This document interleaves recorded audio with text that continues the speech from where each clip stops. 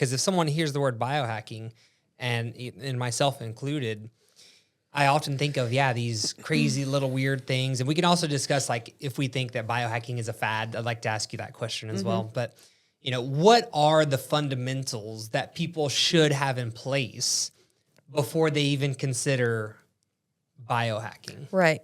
That's a great question. Because if we just throw all these things at our bodies that it can't absorb, that it can't tolerate, you're not going to see the change that you want to see. Kind of like if your gut is really overwhelmed with bad bacteria and you're just trying to eat all the good food you can without really figuring out what's going on, nothing's getting absorbed. And that's kind of the same with biohacking. Like if you go in and you try to go ham on the PMF mat, on the red light, on the compression, on the ozone, like there's only so much your body can handle if its toxic bucket is already full.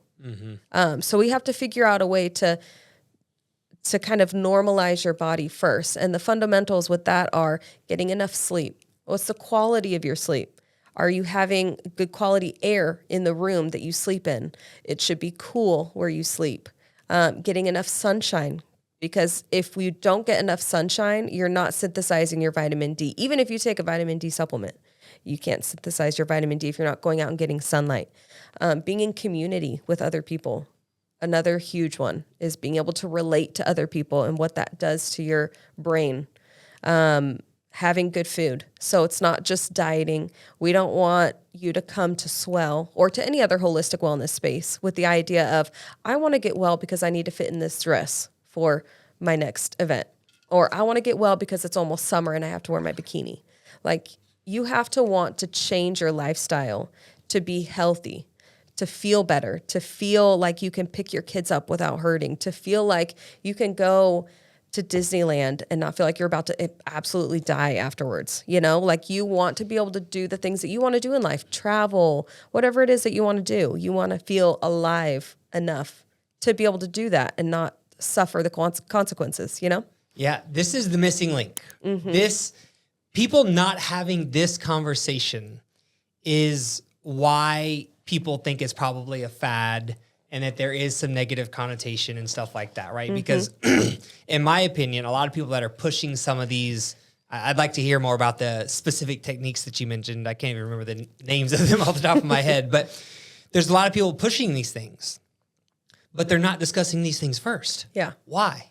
Because people want the easy way. Now we're just transitioning from one Band-Aid to another. The medical Band-Aid is, here, take this pill to lower your cholesterol. Okay. And then the biohacking Band-Aid, sit on this mat and you'll feel great again.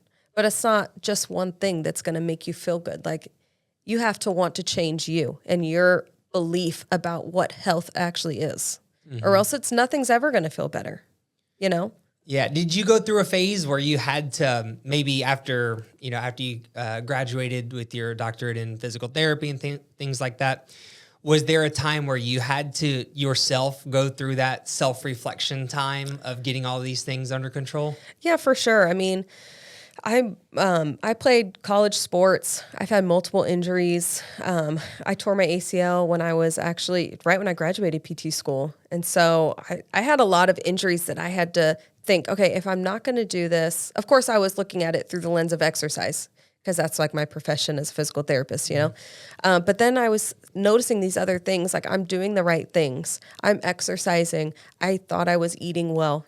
I was eating mostly vegan at that time, or vegetarian. I thought I was doing all the right things. I was running a lot. But I wasn't getting enough sleep.